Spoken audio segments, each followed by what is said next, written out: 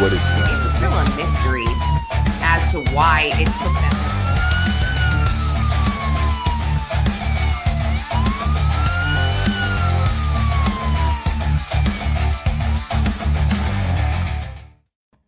Hey everyone, happy Thursday. I'm Lauren Conlon, and you all know Jarrett Ferrantino, and we are so lucky this morning to be joined by Brian Fitzgibbons of USPA. What's up, guys? Hey, Lauren. Hey, Brian. Good to see you again. Hey, guys. Great to see you as well. Yeah, Brian, it's been a minute. We really appreciate you coming on with us. I think that there's been a lot of frustration in the developments involving the Nikki, Cheng, Saelee, McCain missing persons case. And we understand all of the frustration. I mean, I'm frustrated as well. And, you know, I don't have any real skin in the game here, and it really upsets me. So Jarrett thought it would, you know, I was thinking and we were brainstorming, and Jarrett's like, why don't we do a case recap to see, you know, where we started, where we are, and what's going on. And I mean, I know we can't disclose everything. We've discussed this, but I think that would be a good place to start if you feel the same way. Yeah, absolutely. And hey, I'll say that I shared your frustration, and, you know, I'll say it from the mountaintops anytime I have the chance that, you know, there are 4 children going to bed every night not knowing where their mother is. And Nikki's sisters go to bed every night not knowing where their sister is, and her parents the same thing. So the frustration is certainly shared on our behalf, and because it doesn't seem like there has been progress, right? There seems like there's been a lot of activity, but not necessarily any progress with finding Nikki or finding out what happened to Nikki. So, you know, I think it's important for us to keep this story in front of eyeballs, because it does have a lot of public support. The public is out there looking for Nikki. Yeah, that's apparent. And I have noted some things on the timeline that I created about what the public is doing to look and to help. And something really cool is that people are searching the different, you know, waterways and just areas, and they're putting a purple and red ribbon where they've searched, which is really cool and really nice. But let me pull up this timeline. And then, you know, I think Kathy said Kathy Decker. She was coming into the chat. I know it's early in California, but hopefully she'll grab her coffee.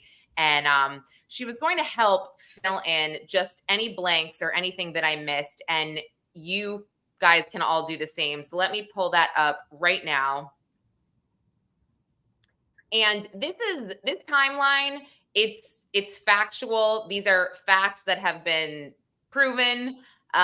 When I did have a speculation of some sort, I did write speculation or speculatory. I don't know if everybody can see this. Let me move this up a bit. So you see the timeline. Obviously, May 7th, there was the court hearing. Tyler McCain pled not guilty to 4 felony domestic violence charges. And Nikki informs one of her sisters that she is planning to divorce Tyler. This is pretty much confirmed. And yes, Kathy is amazing. So that's pretty much confirmed.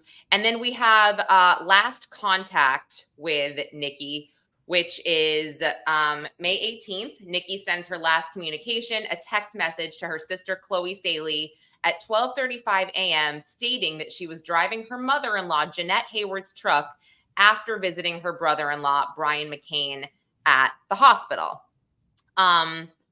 So, you know what? I left out something really important. I did this morning. I left out when her car was found. So let me add that in. Brian, do you know I can look it up. I have it somewhere, but the exact details about that with her car being found? That was May 25th, I believe. Hang on one second. Yeah. I think Nikki's car was found May 25th. That sounds right. Yeah. I think I know that from memory. And then let me just get the details. Nikki's car found. Okay. Nikki's car was located. It was Yeah, that was May 25th. Tehama County Sheriff's located her Chevy Avalanche. Thank you.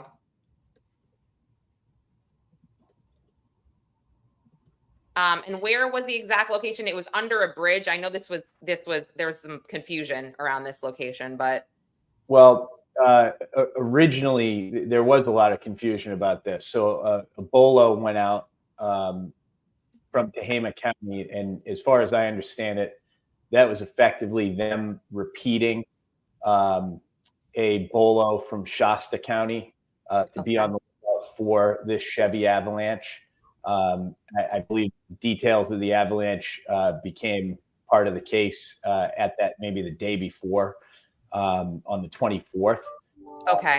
It seems like Tehama County has a system, an automated system that will publish this to, for lack of a better term, like a police log or a blotter, and they have to assign an address to it.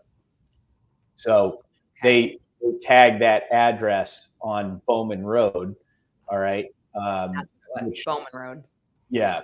And where that original, bolo that went out by Tehama County and then was republished across social media, the location that was on there was, closer to that main highway, the north-south main highway. I'm forgetting the route number right now.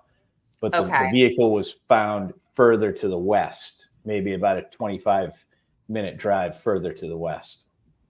Okay. I think it was 25 minutes from the Wind River Casino, if that sounds correct. It was a little bit further than that. Okay. Why don't I say 45 minutes west of Wind River Casino. Okay. And then public announcement on the 30th, 2 weeks after Nikki's disappearance, the Shasta County Sheriff's Office released a public statement declaring Nikki a missing persons and seeking public assistance. Something notable, they didn't say what she was wearing. They really didn't give us any details. And I think that has bothered many people in the public trying to search for her. It's really important to know what somebody was last seen wearing, just in case. And then June 5th, I have a billboard was put up by the Redding Rancheria offering $10,000 as a reward. This is on I-5.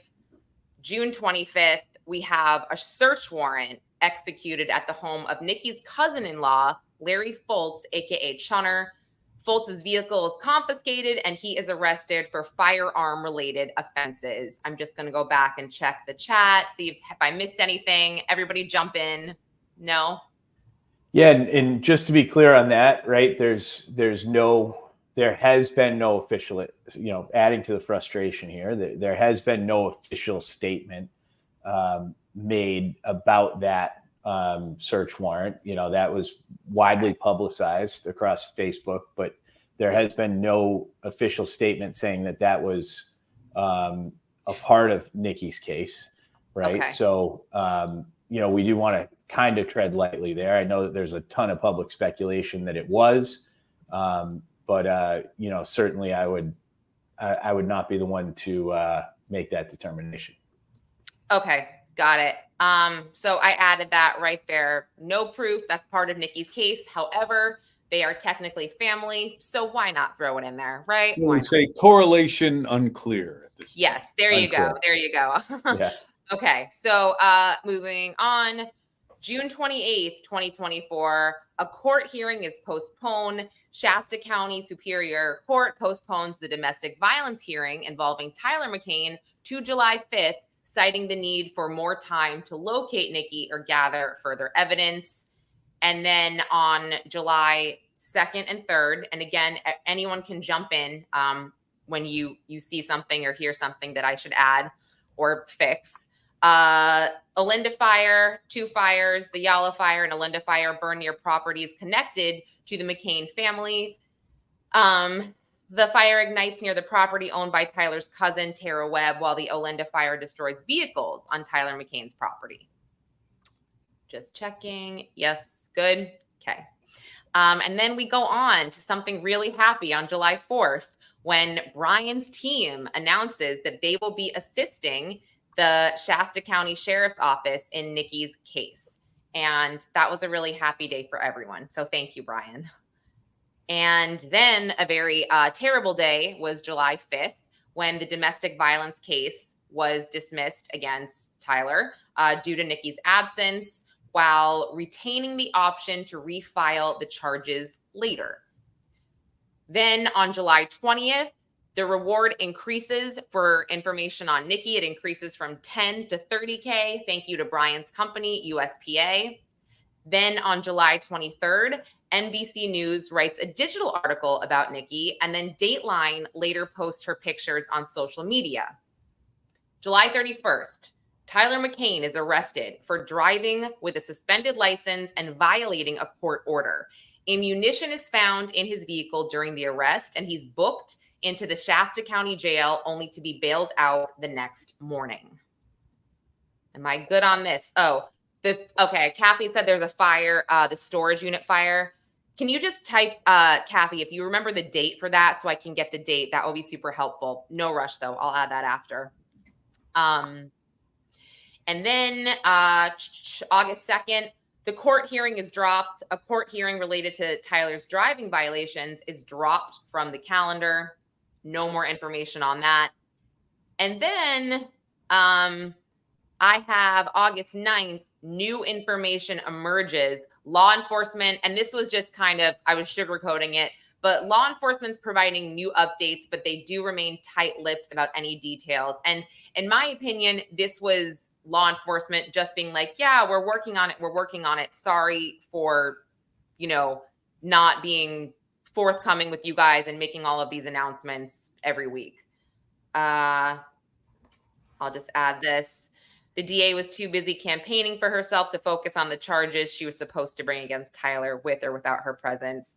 I understand the frustration, but Jarrett, you can weigh in on this as a prosecutor. I mean, she wanted to, number one, nail Tyler and not, risk what, a not guilty verdict here. Well, and we did a whole show on that. I mean, basically, here's the disadvantage we're at. I get the frustration being expressed. We don't have the information the DA has. So she made a strategic call and said, I'm withdrawing the ag assault charges for now while we continue to attempt to locate Nikki and move forward at that point, if and when that happens. So it's hard to really, I hate to criticize that decision. It's a disappointing decision. I get the frustration because hey, if they were able to get Tyler and he was convicted, that's a very serious charge, clearly, because he was, and just so we're clear, I know you said it was a domestic violence charge, and our listeners and viewers are very smart people, Brian, you know that, but these were assault charges against Nikki being the key witness against Tyler. So that is important. And these charges would have carried a state prison sentence. They were very, very serious. The beating she took was very, very serious. So, and they come back, and we'll talk about them again. But I get everybody's frustration and that tough call that DA had to make. And Jarrett, isn't there something in the law that does state that the survivor or victim has the right to face their abuser, and that the court can't take that away from them? Yeah, but I don't know that that's what motivated it. I think certainly Nikki has that right. But in the event, that wouldn't necessarily be the reason you wouldn't pursue it. Like, it wasn't done to Nikki's benefit so much as it was done to preserve the integrity of the case, I think. Yeah. Good point, though. I mean, if Nikki was to be found alive and well, God willing, she would be able to face Tyler in court and testify. But really, I think that was a decision made in the context of these searches that are being done, the warrants that have been served, and the information that's being gathered to date. The other thing I think that's worth noting here, and Brian, you may know and can't say, I am sure the phones were dumped here, and it takes some time to get a lot of that information and digest that information. So we're only talking about from May till early July at that point. So I'm sure there's components of this investigation still ongoing and information still being received, although you're not necessarily seeing active searches in particular locations. Yeah, and Jarrett, I'm sure you're familiar with this too, right? my tech guys, if they're listening to me right now, will be rolling their eyes at me because we kind of always butt heads on this. But cell phone data is not what you see on TV. Okay, so there's a perception out there that, you know, law enforcement can very easily track you wherever, whenever, however. You know, a lot of the folks associated with this case are, for lack of a better term, career criminals. So, you know, they know how to avoid that, what apps to communicate on, et cetera. How to change phones. You know, just as simple. We had a missing persons case in Florida where there was a young girl with an older gentleman who was moving her around quite consistently, just using one app, you know, to create burner numbers, and that's all he communicated on. I mean, that made it incredibly difficult to track his movements, his location, his access to the internet. So, you know, different email clients being used, or some email clients are easier than others to obtain an IP address.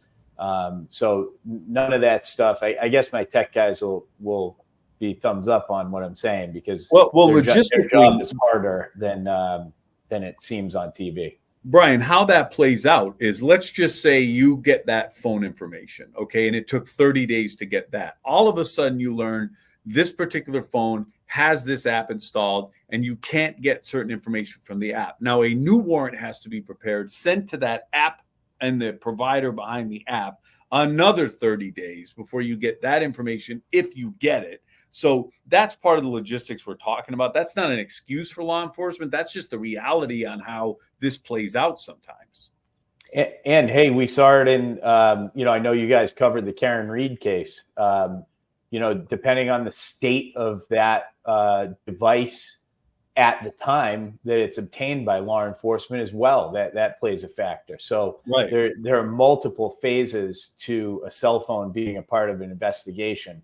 You know, the first being, you know, in the heat of the moment to try to track movements. The second being obtaining those search warrants to access the phone. And then the third being, once the phone is physically in the possession of investigators or the prosecution, you know, what data has survived, right? So it's never a magic bullet. I'm thinking about how literally the feds can't even crack open Eric Adams' second cell phone from their raid last week. They literally, and Eric Adams is like, I don't remember the password. I have no idea what the password is. And you're like, oh, okay. And literally, like, the freaking FBI cannot crack his phone. But I see some things in the chat. And so, Chris, I will put that in the chat. A witness claiming something, I'll just put it's speculatory. It's not confirmed. But if you can send me a date, that would help out, if I could throw that in there. And then I'll just pin this. Jarrett, where is Bailey Blunt said, but the rules of evidence state otherwise in California, not required to be present to bring charges against the abuser. And I agree, but still, it's the DA's discretion as to whether or not to pursue the case at that time. So they have the information, and they're the ones that make the call. So yeah. It's not a question of if she could have gone forward. She could have. The question was, she chose not to, and we don't necessarily know all the information she may have had as to why. For example, if Nikki made certain statements that were not admissible for some reason, what evidence do you have at that point? And again, I'm not suggesting her statements weren't admissible, but there are components of the case that are a little bit more complicated. It's not as simple as saying, Nikki said X, Y, and Z. Here's a picture of her face with the bruises. Tyler's guilty. There are multiple facets to this particular case that caused the DA to make that decision. But you're right. They could have moved forward without her.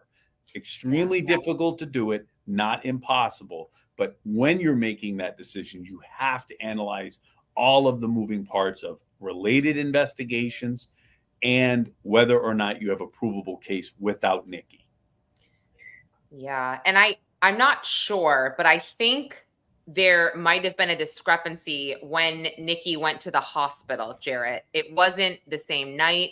So I think that there is, I don't recall exactly what it was, or it's a little bit unclear, but I think that had also had a lot to do with maybe why the DA was like, okay, I really, really need Nikki for this. So I totally get what you're saying. It can be done, but does she want to go there based on what she has? And again, if they fail, if they didn't get him, we're done. That's done. Tyler's done. He walks out of there free of those ag assault charges. So while we have all this other stuff going on and this investigation going on, they're reserving the right to bring them back at some point. So it's just, I often say this, we're juggling grenades in this job, and a decision had to be made. And for whatever reason, that was the one she made. Yeah. And just to clarify that last point you had, Lauren. So I don't know if that was part of the DA's rationale for not moving forward with the case, but it was roughly 48 hours after the alleged domestic violence incident that Nikki went to the hospital. So that alleged incident took place on the 29th. She was at the hospital on December 1st. Okay. Got it. Yeah. I knew it was something like that. I couldn't exactly recall. But just back to the timeline, August 19th, there was an upcoming hearing. Tyler McCain's settlement hearing for his driving violations is scheduled, marking the next step in his legal proceedings. And then I skipped to September 5th. And again, if I'm missing anything in between, I'm just kind of marking some of the larger things that I know are factual.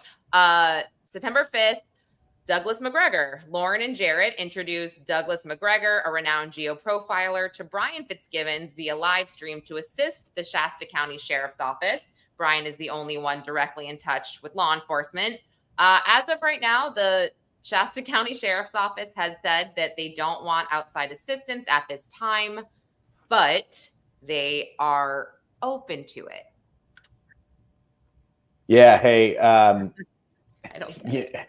You know, I'll shamelessly plug Doug and his team. You know, I am holding out hope that the decision is going to be made.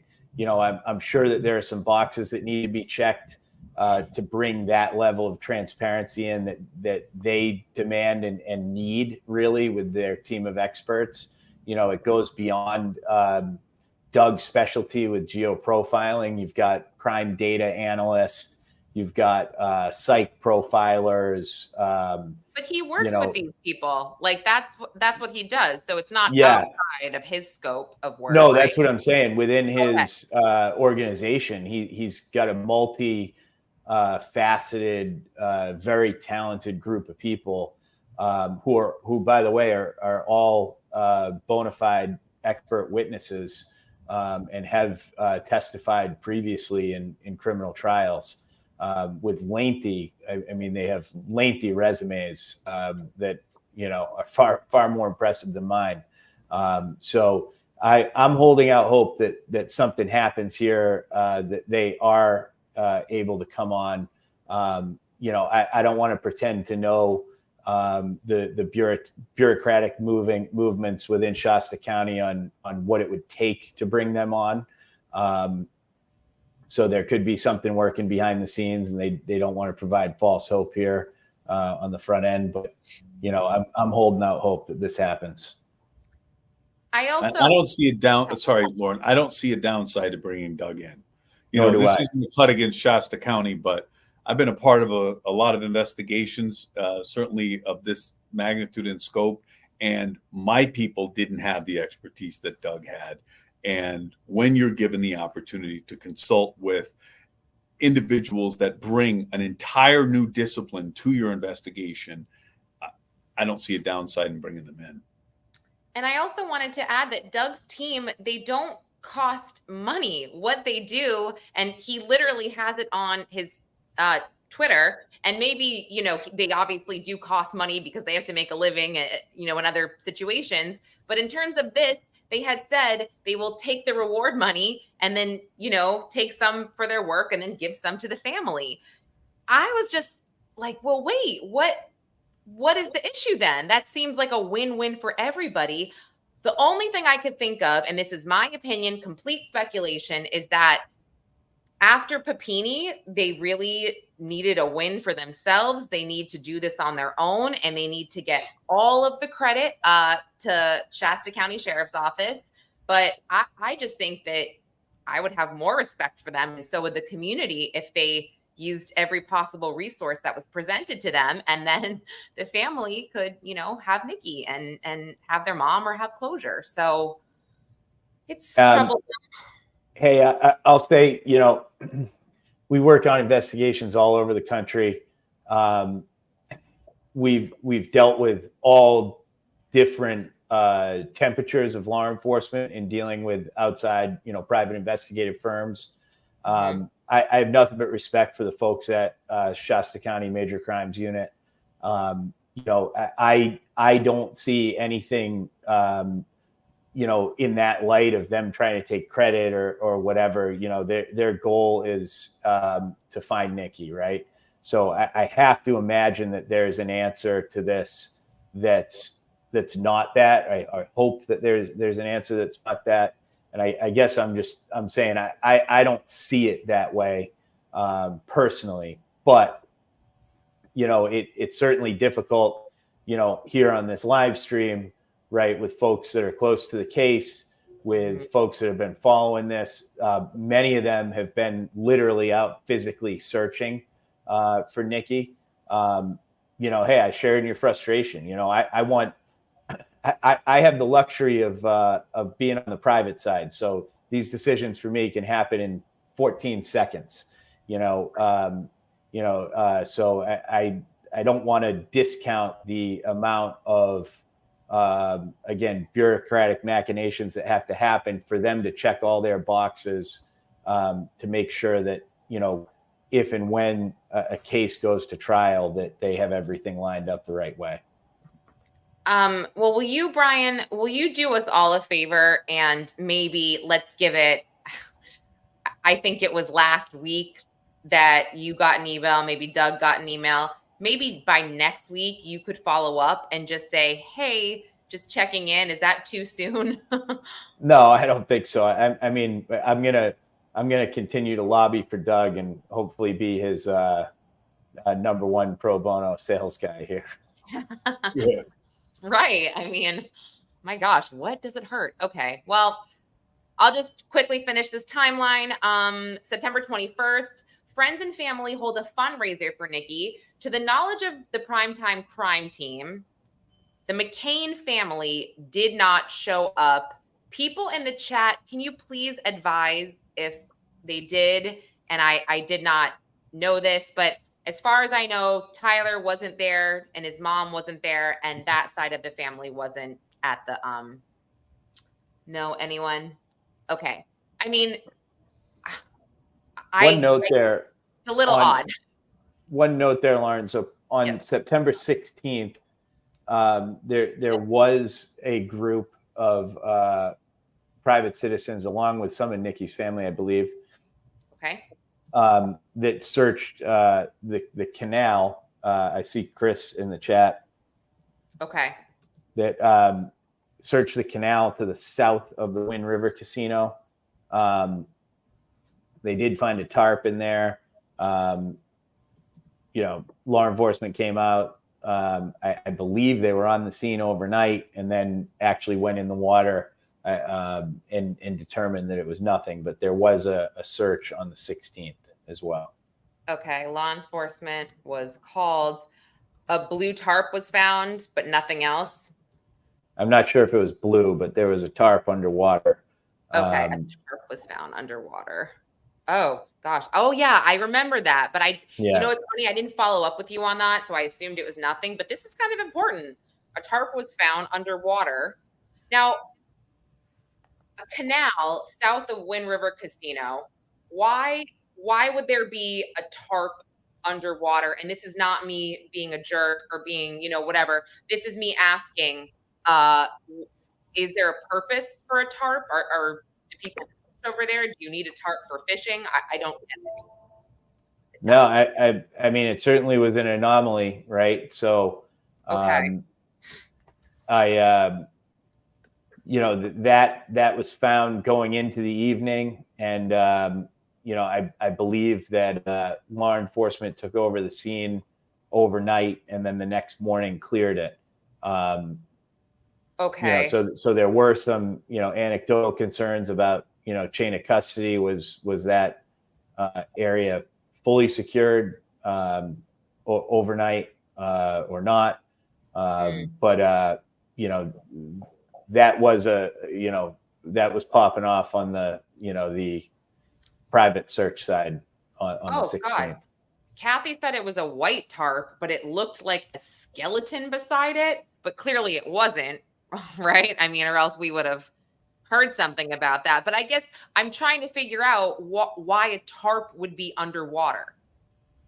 Who knows? That could be. It could be from a boat that had covered a boat or something that just ended up. Do boats go in that canal? I don't know the canal behind Wind River. Is that a thing? If anyone is local, please let me know so I can try to put this together for myself, because I find that to be seriously odd, unless it's common. But usually, if it's just like a small canal, why would a boat be in there? And how big? Well, I mean, Brian, there's not necessarily a connection to Nikki's case that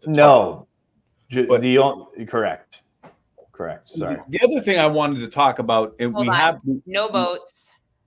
Okay, so one of the things we haven't touched on, at least today, is the pending charges against Tyler. One of the some of the documentation I saw was that he's set to be in court October 7th again.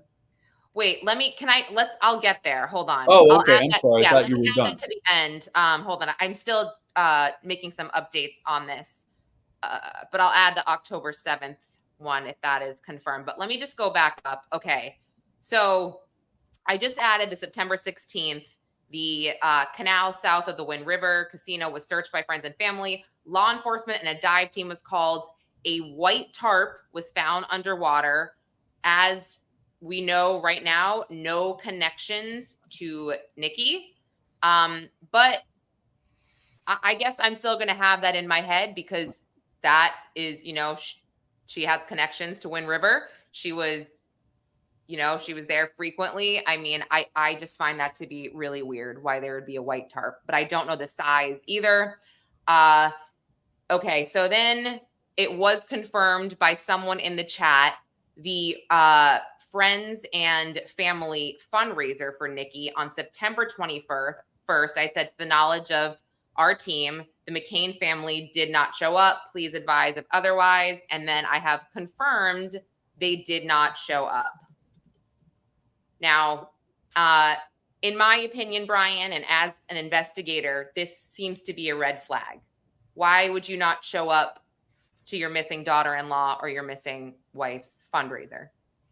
Well, to sit on the other side of the table here, there has been a tremendous amount of vitriol online in public dissent against Tyler and his family.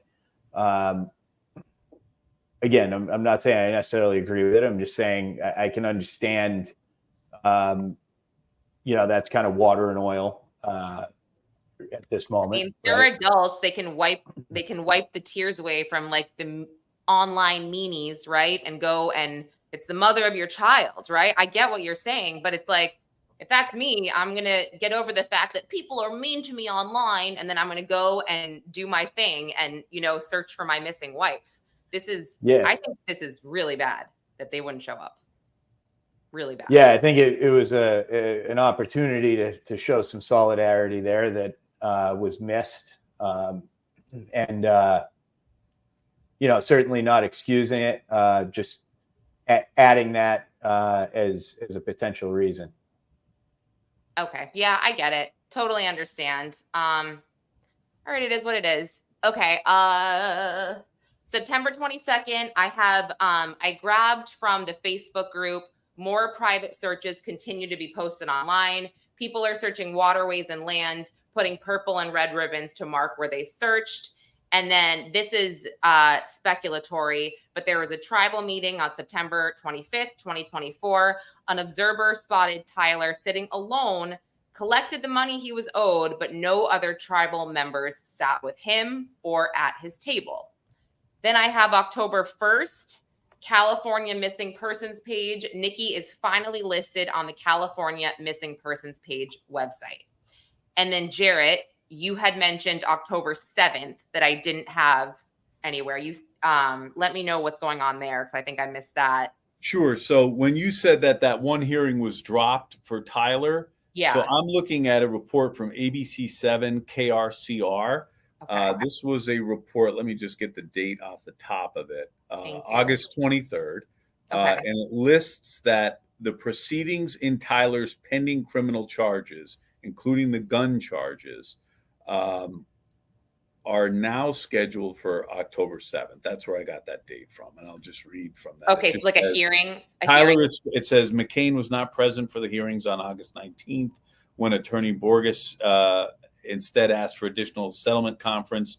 And it looks like Tyler is scheduled to return on October 7th, 2024. Now, those hearings aren't necessarily trials. That may just be the next settlement conference date where they come in and say, Judge, Tyler is facing these gun charges, these traffic charges, where we have a global resolution. Now, he's facing what's being reported as very serious gun charges. I mean, Brian, as far as you know, those are all still pending, right? Correct. So he's looking at jail time on that. So Tyler, if he pleads or takes a trial, and we may not know, he may just indicate he's going to trial on October 7th. But he's looking at a significant hit for these charges. So, that's coming up, and it's something worth noting. I mean, is there if these charges are very significant and they carry XYZ jail time, whatever, is there a way that if they believe Tyler knows something, Jarrett, that they'd be like, look, we'll take XYZ off the table if you tell me where Nikki is? Sure. I mean, they certainly can do that. And if they're willing to do that, why not? But the reality is, as serious as these are, in the event that Tyler was responsible for bringing harm or taking, absenting Nikki from testifying against him or causing her death even, and we're speculating at that point, that's obviously much more serious than his gun charges. So I don't know, but they're not prohibited from going to him and having that conversation. Yeah. Or Brian, like, I'm just thinking, are they trying to build some, if they believe, let's say they believe Tyler is the suspect or whatever, speculating right now, let's say they believe this. Are they trying to build some kind of case against him with the fire, with the gun charges, and, rack up all this jail time he could be facing and say, oh, well, if you tell us about Nikki, that'll all go away and you'll only get XYZ for this? Maybe. I can't imagine. I can't imagine that they would, and this, I would defer to Jarrett on this, but given this, the nature of, his wife, the mother of his 4 children has disappeared, right? They're not going to want to make any deals that would preclude them from prosecuting him for Nikki's disappearance, if that is indeed the path that they're going to take. So the other thing is, Brian, I think what Lauren's question, I mean, Lauren, they're clearly keeping the pressure on him. I mean, they're watching him, they pull him over when he drives, all that. So I think that they're keeping the pressure on him to A, let them know they're watching, and B, if they can't find Nikki, they'll find a way, and they truly believe that he's responsible for her disappearance. Then while they're looking, they're going to keep the pressure on him. If he continues to violate the law, take him out with the charges they can prove. That if you remember, like John Wayne Gacy got taken into custody for possession of marijuana or smoking a joint at one point. So again, and that's an extreme example, but the reality is he is clearly in the crosshairs of law enforcement. He's getting pulled over driving. He's facing these domestic gun charges. Like the violation of his gun case is possessing guns while domestic violence charges were pending. They also say he illegally possessed a stolen gun at one point. None of those charges are a joke. I mean, they pale in comparison to being responsible for someone, including your wife's disappearance, but that's no joke. And he's looking at significant jail time here. So, I mean, I've done that. I've kept pressure on individuals that continue to violate the law while they're under investigation for other things. Right. And I saw someone in the chat, I seem to have lost it, but they brought up, why don't they ask Tyler to take a lie detector? Well, I mean, they could have had probable cause, and you guys let me know what you think about that, to ask him to take a polygraph because she went. Well, you don't need probable cause for that. You could just ask. And if he doesn't agree to do it, you can't force him to do it. You cannot force anyone. Okay. And also the fact that polygraphs aren't, I go back and forth, Jarrett and Brian, about polygraphs. I don't know how you guys feel, but I just feel like over the last 10 years, they've become less and less accurate based on pills that people are taking. And I guess if you don't know the questions that are really being asked, like, how are we supposed to say, he passed? Well, would you ask him? I think Brian would agree too. They're a powerful investigative tool. Like, you get somebody and you take their feet out when you go to them and say, hey, look, you bond out on this thing. We know you're lying. Like, that's where I've seen them effective, at least in my work. But they're not admissible. They're not, they're very powerful. I've seen them be very accurate. I've also seen occasions where somebody beats the polygraph for whatever reason, but they're a powerful investigative tool. That assumes somebody's willing to do it.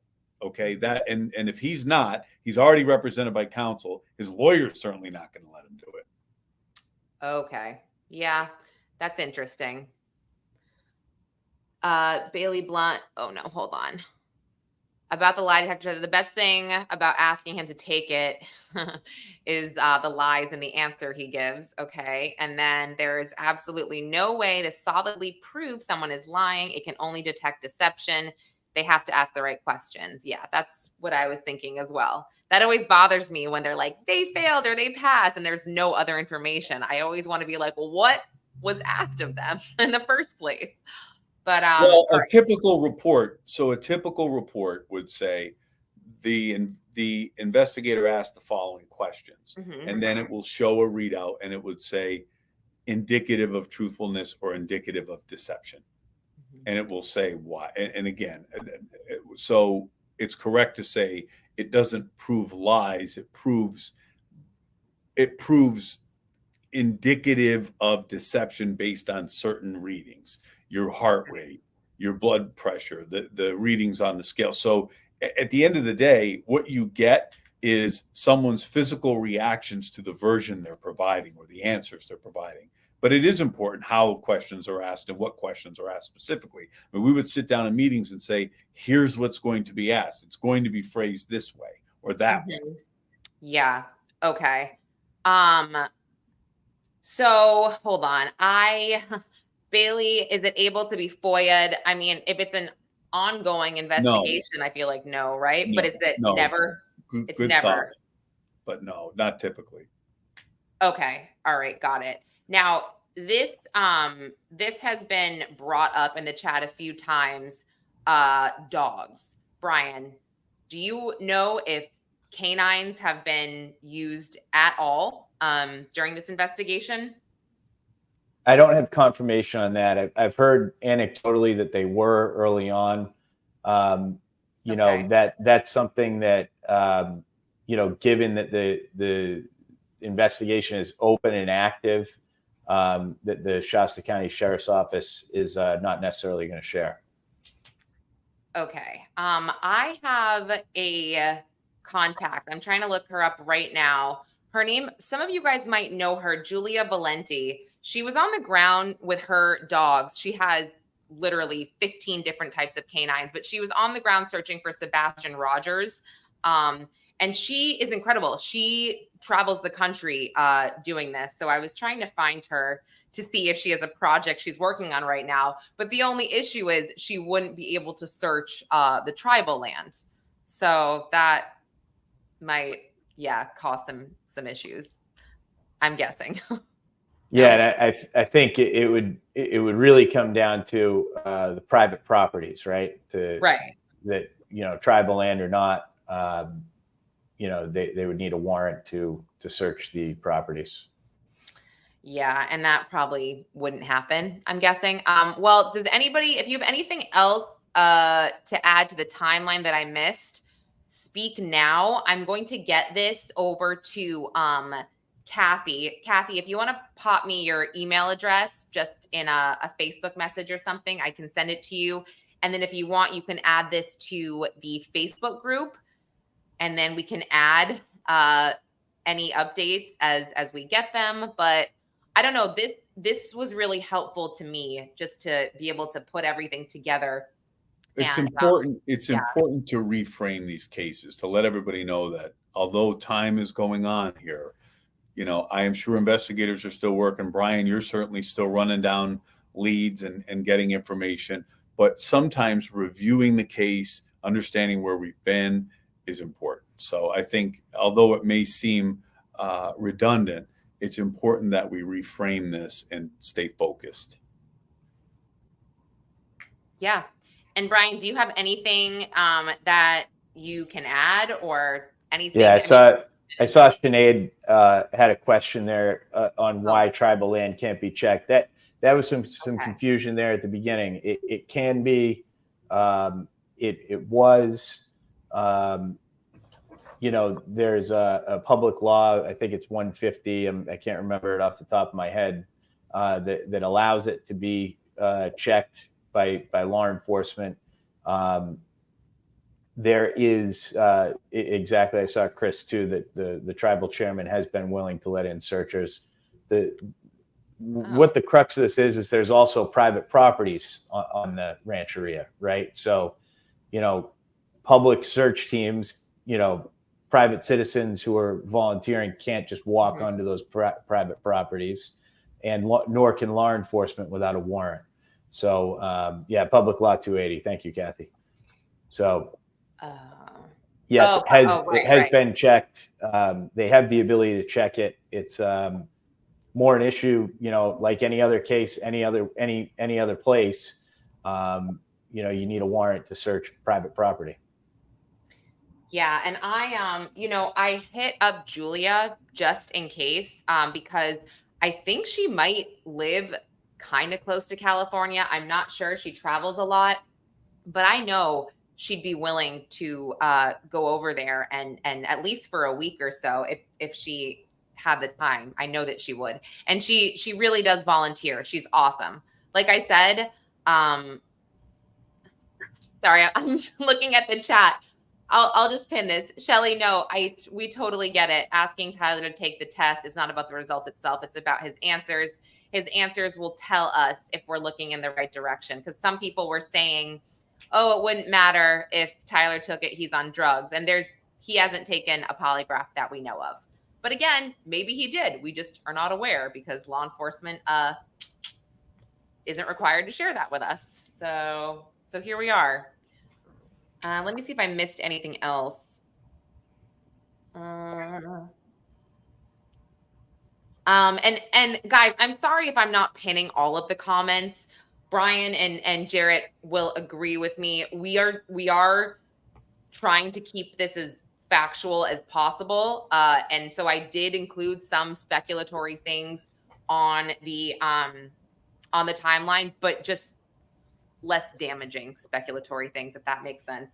Whenever we have Brian on, we always get a lot of comments about how handsome he is too. We don't pin those, Brian. Yeah, we're not going to pin. I'm trying to keep up with you, Jarrett. Oh God. Yeah. All right, guys. Yeah. So no, just kidding. I'm just kidding. But no, we're not going to pin the Brian is handsome comments, but we will.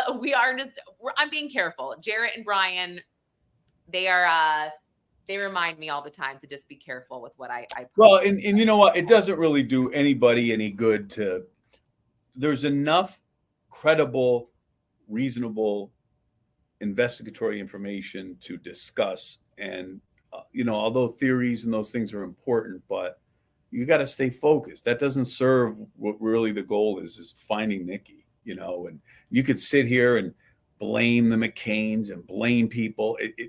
Look, the goal is to find that major answer and work backwards if we have to. Yeah. And Brian, I think it should also be known to everybody watching that the tips haven't stopped. No, they absolutely haven't, and that,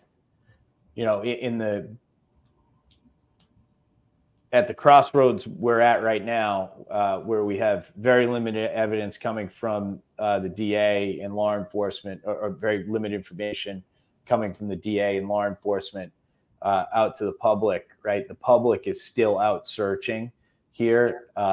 So, some of these tips are coming from left, right, all over the place, tracking down various leads. I would take the opportunity to continue to tell people to be very careful. Do not go onto private property.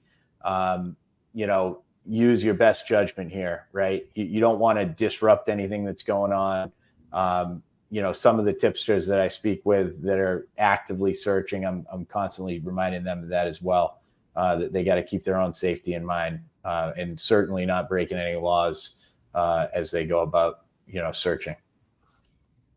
Yes, that is very important. And Brian, do you know, last thing about the tarp, I'll give it up soon. Do you know if there's any validity to cinder blocks being tied to the tarp at all? I believe so. I was speaking to folks that were there when the tarp was found, and they had a couple individuals in the water who couldn't lift it out. It was so heavy. So again, I know that what law enforcement wound up finding was nothing, according to them. But on the scene that day, they were saying that it was very weighted down quite heavily. What's the purpose of that? Just in general, not even speaking about anything nefarious, but what? Really bizarre. So you guys don't have anything that you could speculate as to why somebody would tie a cinder block to a white tarp and put it in the canal? This doesn't have to do anything with Nikki. You don't have to, Jarrett, come on. Give me something. No. I'm not familiar enough with that canal either. Only to say, there's no boats in it. No boats. I run along the Susquehanna River every day, and man, you would not believe what's in that water sometimes. It's Wait, crazy. Say that again? I said I run along the Susquehanna River every morning. Okay. And there's always something crazy down there. It's hard to say. It's just, we don't know. Obviously, a tarp in that area is sus, as we say, but we don't know that it's connected to Nikki. No, but what I'm asking you guys, if you just had to think about anything in your life, anything in the world, what would be that reason? I'm not even talking about tying a body or anything. I don't know. Something along the canal that was weighted down, and somebody threw it all into the water for some reason. I don't know. I mean, it's crazy. So whereas Bailey Blunt thinks it could be a distraction technique, sending people in the wrong direction also could have been a reason for the fires. I mean, yeah, sure. If the individuals who did something to Nikki, if that's the case, then yeah, they're pretty smart to do that, I guess.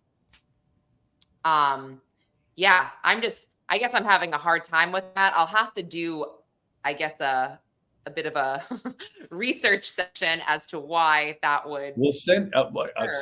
Send me some of that stuff over. I'll be happy to. Yeah, I mean, okay, so most of the chat does feel like it's a diversion of some sort. Brian, would you agree with that? Hey, anything's on the table at this point. I've thought long and hard about these fires popping up as potential diversions, because you have to think, right? The thinner that resources get stretched, the more dead ends that are found, the more difficult this case is to prosecute. Yeah, totally. Well, I guess this is all we have for now. Unfortunately, it was just really important to all of us that Nikki is not forgotten, and that we are still trying to keep her story out there, and that even though a few weeks will go by and we might be a bit quiet, we are watching everything, we're following everything, and we're trying. We really are trying. I mean, for us, it's hard. We're not local, and obviously Brian has gone back and forth, but everybody knows how to reach out to us if they need anything. And Kathy, I saw that you said that you friended me, so I'll send you everything via Messenger after this. But yeah, we are still just praying for Nikki's family, her kids. This is driving me crazy. I feel horrible, but yeah. All right, guys. I thought I had a picture of that tarp, but the tarp. Yeah, I can't find it. Anyway, we'll look into that. And Brian, send our best to Nikki's sisters too. I will. I see Kay is logged in the live chat, I believe. And, good. And Chloe too. Tell them, Yeah, Kay and Chloe. If you need anything, we got you. Just let us know. It feels shitty though. It feels like, you can't, you want to do more, but it's almost like you can't. So just, again, don't hesitate to reach out. So, all right, guys, if we have anything new or any updates that we can share, we will hop back on here. But let's figure maybe if nothing breaks in the next month, we can do something like this again, at the end of October, November. Sounds Brian, good. we love you. We're obsessed with you, Brian. I love you guys. Great to see you. Thank you so much. We appreciate you. Happening. You're trying to figure out